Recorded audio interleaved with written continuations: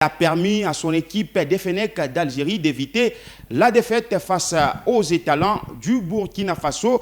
Mesdames et messieurs, vous êtes sur Faya Radio et Télévision et surtout dans ces plateaux spéciaux consacrés à la Coupe d'Afrique des Nations Côte d'Ivoire 2023, mais qui se dispute en 2024. Je ne suis pas seul aujourd'hui. J'ai le réel plaisir de recevoir pour vous l'analyste sportif de la ville de Lubumbashi. Il s'agit bel et bien de Abedi Ben, à qui j'ai dit bonsoir et bienvenue. Bonsoir M. Alpha, bonsoir également à tous ceux qui nous suivent, c'est un plaisir. Vous venez à peine de nous dire que le match vient à peine de se terminer. C'est un très bon match, on a tous suivi, l'intensité elle était là et aussi le grand football, parce que quand on parle de la Coupe d'Afrique des Nations, c'est cette fête-là de l'Afrique et c'est une fête qui est toujours unique, et donc on a beaucoup plus aimé les spectacles d'aujourd'hui. Effectivement, vous allez bien? Oui, ça va, Dieu nous fait grâce, Youlou toujours, comme on dit. Voilà, merci beaucoup. C'est avec lui que nous allons décortiquer quelques temps seulement avant de rendre l'antenne et puis nous allons revenir pour le second match, le match de 18h qui va suivre et que vous allez devoir regarder sur vos écrans via la chaîne de l'excellence réelle Faya Télévision. Le match qui vient de se terminer, le Burkina Faso totalise déjà à l'instant 4 points et occupe la tête de son groupe, le Burkina Faso qui menait dès la première période et puis lors de la deuxième période, l'équipe de Fennecs d'Algérie ont égalisé et vers la fin du match, les Burkinabés n'ont pas su gérer la victoire pour se qualifier directement à l'étape des playoffs. Qu'est-ce qui n'a pas marché à cette formation du Burkina Faso? En fait, la pression, elle était haute parce que déjà, quand vous regardez les compos de l'équipe algérienne, c'était avec 4 défenseurs, 5 milieux et un seul attaquant. Ça veut dire quand le milieu est bon, le match va être très bien contrôlé du côté de l'équipe qui a un très bon milieu. Et c'est ce que nous avons vu quand vous regardez justement l'intensité dans le match. C'est beaucoup plus l'Algérie qui attaquait. Et aussi, c'est l'Algérie qui possédait beaucoup plus de balles. Et au final, c'est qu'on a vu deux équipes qui se sont affrontés, mais avec beaucoup plus de lucidité du côté de l'Algérie, bien qu'ils n'ont pas marqué plus. Mais il faut dire qu'ils ont eu beaucoup d'occasions.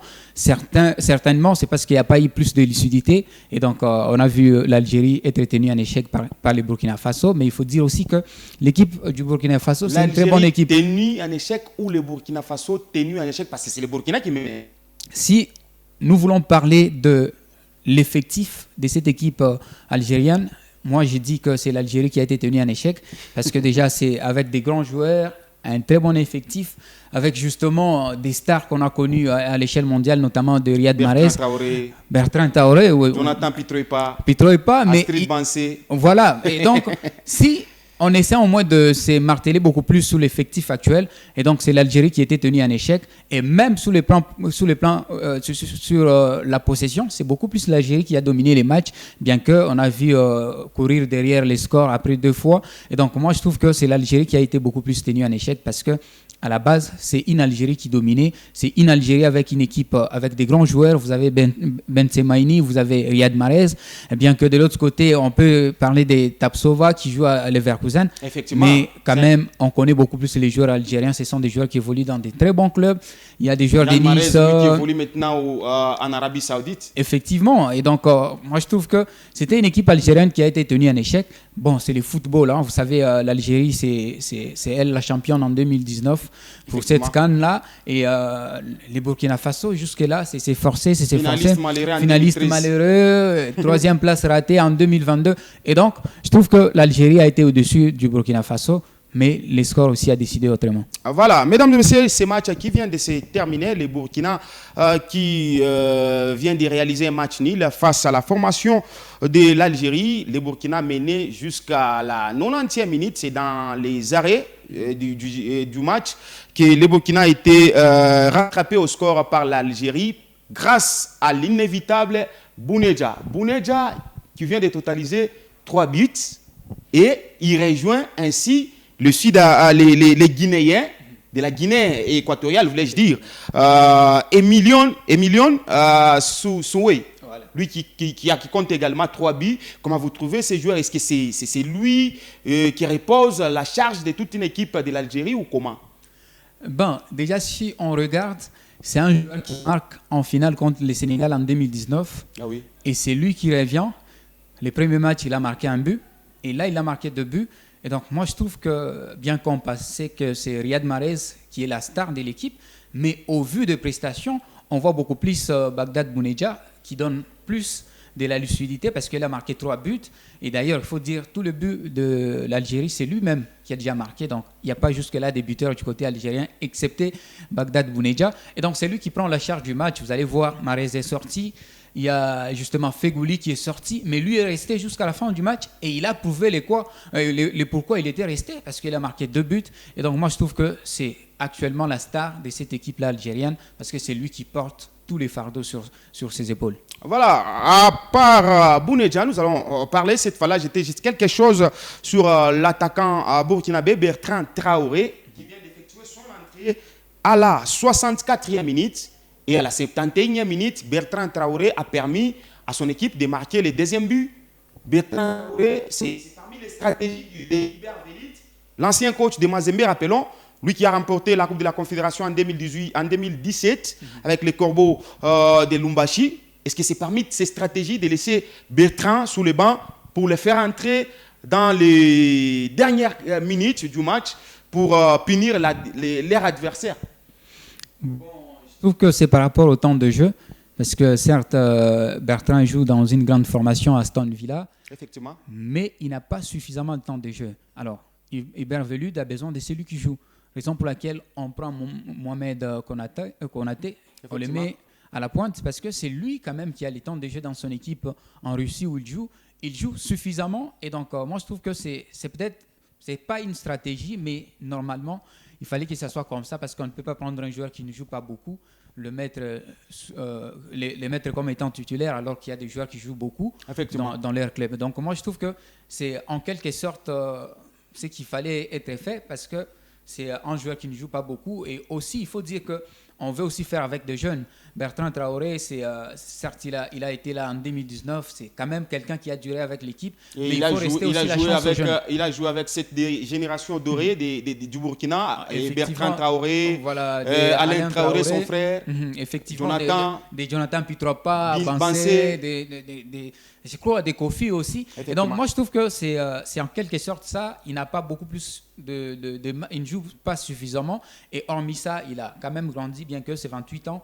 Et peut-être prochainement, il va revenir toujours dans cette équipe-là. C'est lui le capitaine, mais il faut laisser aussi les temps aux joueurs qui ont les temps de jeu suffisants dans leur club. Voilà, voici comment se présentent les classements dans ces groupes. Les Burkina trônent en tête avec 4 points, plus 1 comme goal average. Et en deuxième position, on retrouve l'Algérie. Après son match nul face aux étalons du Burkina Faso, il occupe la deuxième position avec 2 points plus 0. Et en troisième position, on retrouve l'Angola, les Palancras Nega, qui occupe la troisième position avec 1 point plus 1.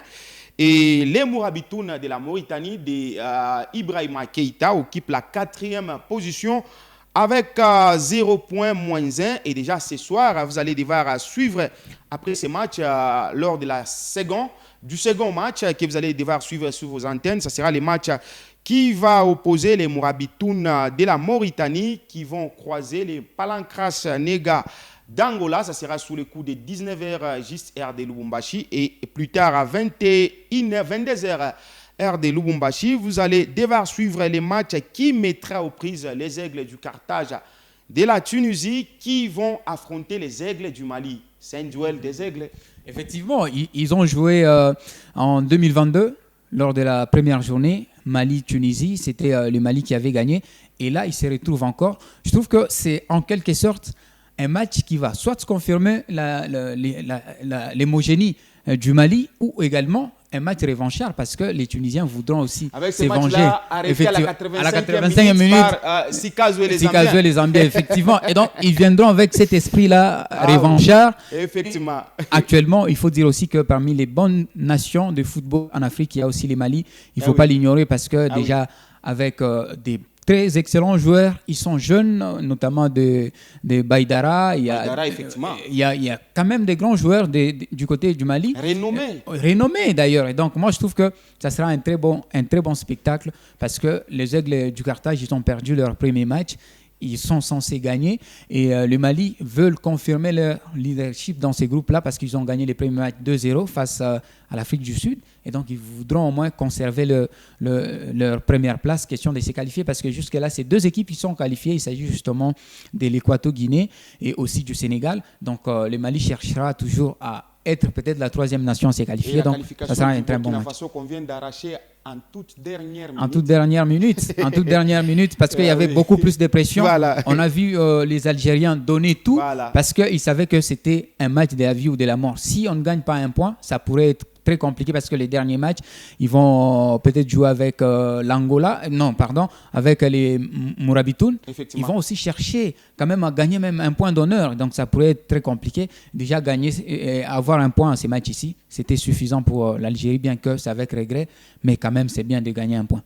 Voilà, mesdames et messieurs, c'est par ici que nous allons vous quitter, mais pas vous quitter pour du bon, parce que nous allons revenir à 18h. À 19h, avant 19h juste pour les coups d'envoi du match qui mettra aux prises les Mourabitoun de la Mauritanie, l'équipe nationale chère à Ibrahima Keïta, les joueurs du tout-puissant Glebert Mazembe qui vont matcher la formation des Palancras Nega. Restez toujours branchés sur la chaîne de l'excellence réelle. Nous allons vous retrouver dans quelques poussières de minutes pour ces matchs.